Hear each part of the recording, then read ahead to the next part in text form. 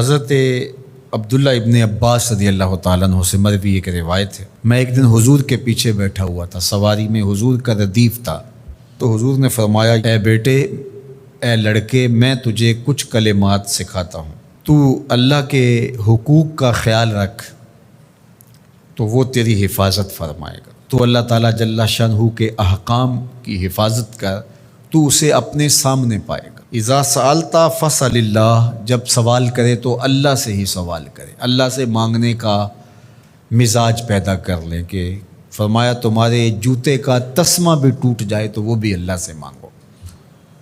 ضرور بازار میں جاؤ دکاندار سے، لیکن حقیقی طلب اللہ سے ہونی چاہیے۔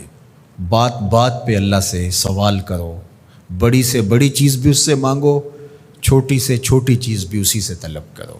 ہماری ساری ضرورتوں کا کفیل ہمارا رب، ہمارا مالک ہے۔ تو دوسری نصیحت یہ کی کہ جب تو استعانت طلب کرے، مدد طلب کرے تو اللہ سے ہی استعانت طلب کرے۔ وعلم، اور جان کہ اگر ساری امت، سارے لوگ، پوری قوم جمع ہو کے تمہیں فائدہ پہنچانے کی کوشش میں لگ جائیں تو تمہیں وہی فائدہ پہنچا سکتے ہیں جو تیرے لیے تیرے رب نے لکھا ہے۔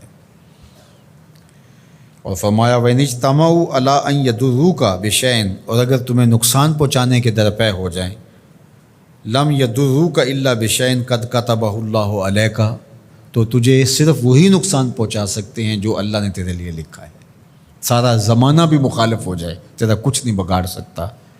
ہاں، تیرے مقدر میں اگر کوئی چیز، کوئی بگاڑ لکھا ہے تو وہ ہوگا، اس کا ذریعہ وہ بن جائیں گے۔ تو اس لیے پھر اسی سے مانگو، اسی سے طلب کرو۔ رفعت الاقلام وجفت الصحف، جو لکھنا تھا اللہ نے لکھ دیا، لکھنے کے بعد قلم اٹھا لیا گیا اور جن صحیفوں پہ لکھا تھا وہ خشک ہو گئے۔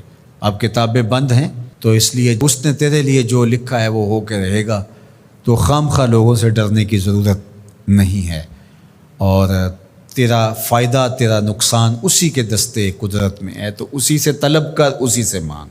اور فرمایا تو اللہ تعالیٰ جل شانہ کو رخاء میں، خوشحالی میں یاد کر، یعرفک فی الشدہ، وہ تجھے مشکل میں پہچانے گا۔ یعنی جو شخص خوشحالی کے دور میں اس کے پاس دولت ہے، صحت ہے، تو اللہ تعالیٰ کو فراموش نہیں کرتا، اللہ اس کی بدحالی کے زمانے میں اس کو فراموش نہیں کرتا۔